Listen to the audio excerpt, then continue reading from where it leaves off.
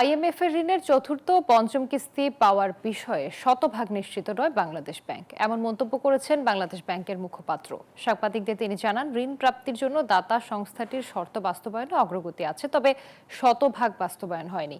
এবারের সফরে আইএমএফ এর প্রধান দৃষ্টি ছিল রাজস্ব আহরণ বাড়ানো ও বৈদেশিক মুদ্রার বিনিময় হার পুরোপুরি বাজার ব্যবস্থার উপর ছেড়ে দেয়া। বলেন, এখনই বাংলাদেশ ব্যাংক বৈদেশিক মুদ্রার বাজার পুরোপুরি বাজারের উপর ছেড়ে দিবে না।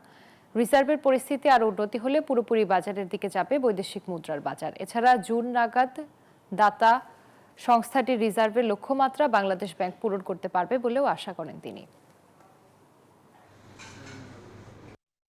আইএমএফ এর যে দৃষ্টিভঙ্গি দেখলাম যে তারা রিজার্ভ নিয়ে তারা সন্তুষ্ট, রিজার্ভের অগ্রগতি নিয়ে সন্তুষ্ট, তবে তারা ডলার দ্যাট ইজ এক্সচেঞ্জ রেটটাকে সম্পূর্ণভাবে মার্কেটের উপর ছেড়ে দিতে চাচ্ছে। আমরা যেহেতু গভর্নর স্যার বলেছেন যে আমরা আমাদের এই রিজার্ভটাকে সন্তোষজনক পর্যায়ে নিতে পেরেছি, তবে আমি ব্যক্তিগতভাবে এখনো সম্পূর্ণ সন্তুষ্ট না।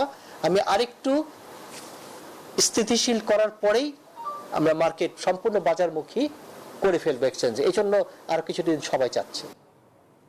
বান্ডেল থাকলে প্রতি সেনমানিতে টাকা বাঁচবে। বিকাশ সেনমানি বান্ডেল কিনে জিতুন প্রতি লেনদেনে।